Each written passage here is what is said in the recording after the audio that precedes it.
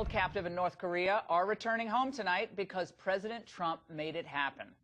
Through smart and at times unconventional moves, Trump has brought dictator Kim Jong-un to the negotiating table, and this release was obviously a conditioned precedent to any summit. Through the president's political enemies, I'm telling you, they will not give him any credit. This reminds me of a mission accomplished moment. Let's not say mission accomplished before it's accomplished. We're rewarding the North Koreans with praise for releasing hostages. And certainly indicative of the fact that Kim Jong-un has taken this summit seriously, that the North Koreans really are serious about wanting to sit down. It does not, Allison, mean that the summit will be successful. I would say curb your enthusiasm, because while it's great that we're talking instead of making threats, Kim Jong-un still has not made any kind of irreversible concessions to the United States. This is not a huge breakthrough. Max, headroom, yes, this actually is a really big breakthrough. Oh, my gosh. Well, one by one, Trump continues to fulfill his America First style campaign promises. And it is beyond obvious that this is driving his critics in both parties totally bonkers. After Trump pulled the plug on the Iran nuclear deal, the usual naysayers reacted predictably. I'm very concerned, as are many of my colleagues. Given where we are with negotiations now, especially with North Korea, our allies and our adversaries need to know that we are reliable. And I think that that's missing right now. Our allies are upset, for sure, at a time when I think the president's sanity is being questioned globally. It was a campaign promise. It does appeal possibly to his base. But the totality of this president's behavior and decisions does lead me to question why he does anything and whether or not it's to deflect from something else. I don't think he has the moral compass to make a decision based on our own national security, even at this point. Actually, the president was talking about doing this when Stormy was still working the Late Show for three guys at a gentleman club near the Cleveland airport. Give me a break. Here's the reality. The same people who accuse the Trump White House of operating in a constant state of chaos are themselves the ones trying to sow chaos. Despite the fact that things are getting better by almost every measure, they're trying to foist a scary new reality on all of us. One where a renegade president is dangerous and he's a destabilizing force at home and abroad.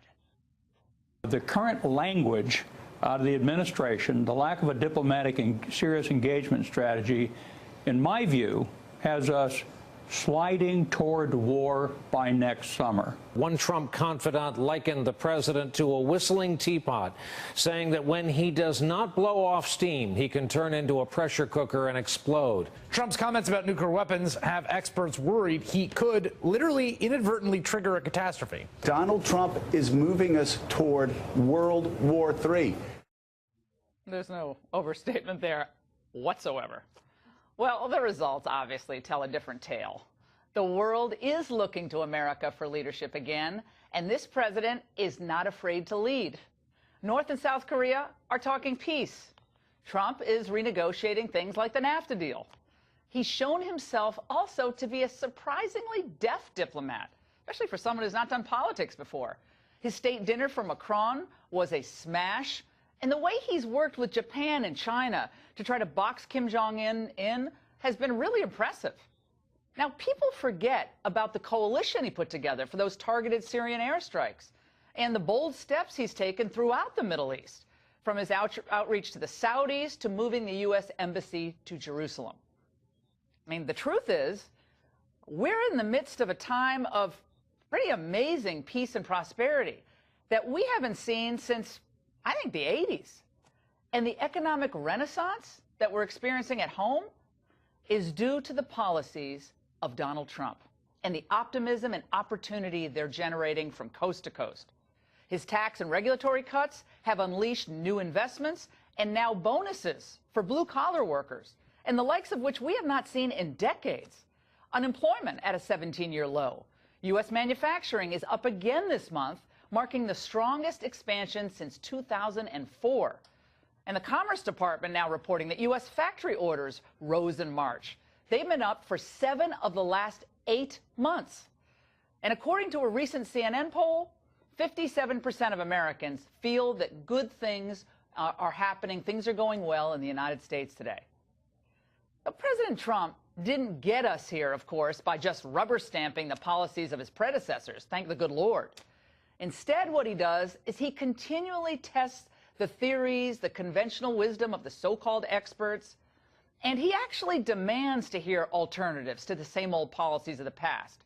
And then, after he's heard everybody, he makes his own decision.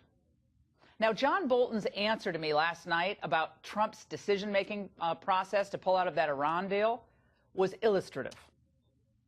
For people who don't understand how the president considers these things, he doesn't make spur-of-the-moment decisions. He has listened to everybody who wanted to talk to him, up to and including over the weekend with Prime Minister May of Great Britain. He gave every one of them a chance to try and fix the deal, and unfortunately, they didn't come close because the deal itself is inherently flawed. It's to his credit when the president surprises his enemies and keeps his allies and pretty much everybody else on their toes. Smart. Now, are you thinking about this today? This is one of the great times to be an American. Yeah, happy days are truly here again. I think you have to go back to the Reagan era to find such a period of optimism across the board. So I say it's time to reject the naysayers, the pessimists, and those bitter, sore losers who cannot stand the fact that Trump was right and they were and continue to be wrong. Now, why should we take it as gospel, by the way, that Republicans have to lose a significant number of seats this November because the midterm curse of an incumbent president? If most of America is happy with the way things are going, why would they want to wreck it all by giving power back to the Democrats who want to just get into office and then reverse Trump's achievements? That would be crazy. Republicans should be fully embracing the Trump agenda and running on it, not running away from what's actually working. In fact, a new CNN poll that just dropped a few hours ago shows that the congressional generic ballot has tightened in Republicans' favor. It's moving in the Republicans' direction. Back in February, Democrats enjoyed a 16-point advantage. But guess what? Now it's just 3, a statistical tie.